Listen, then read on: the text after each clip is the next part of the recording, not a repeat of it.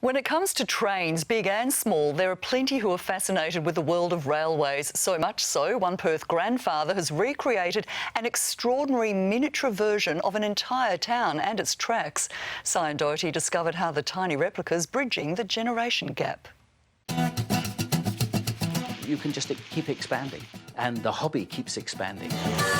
The larger it is, the more fun you can have. A tiny world built from scratch. Believe it or not, it's still a work in progress. This is Gary's intricate model railway, a take-home version of one of his favourite places. We went to Stuttgart and there was this church, and then I went to the hobby shop and there was the model.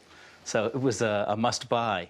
In fact, the whole model is based on Germany. I've got German and Swiss trains, and I like the scenery with the mountains and everything. And it's so detailed down to all the little lights in the buildings and the fire in that house over there. Yes, the buildings are kits which you assemble, and then you can add detail and paint, and you can put lights in them or LEDs and wire it all up.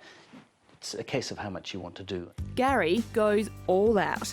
Not only is it fully electronic, the trains are run by a specially designed computer program. I like to have the trains running, so I'll sit there with a cup of tea and just watch them go by, which is where the computer comes in, because it can run them for me so I don't spill my tea.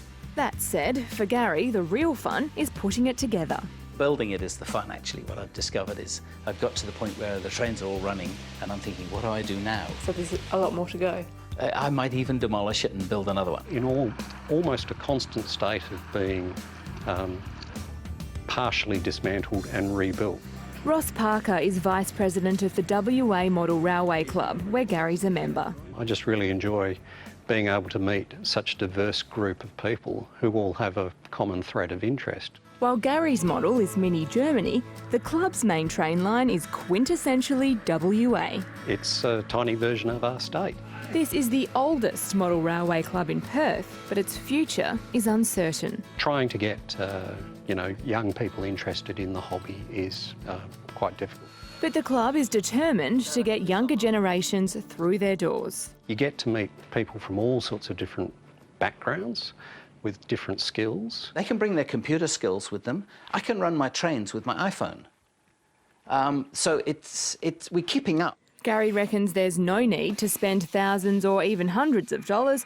Everyone starts somewhere. You can put it on a piece of board, and then they can learn to do scenery. They can build cardboard stations. He runs nicely. 15-year-old Michael Deacon Fobister was introduced to model railways by his granddad. I just enjoy it.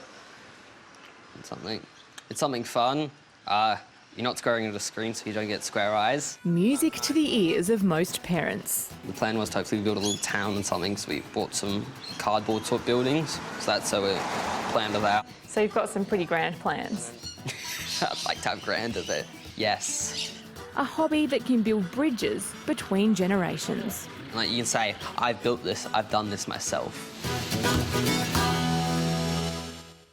For more about the WA Model Railway Club, head to our website. Blake Johnson will be. He loves trains.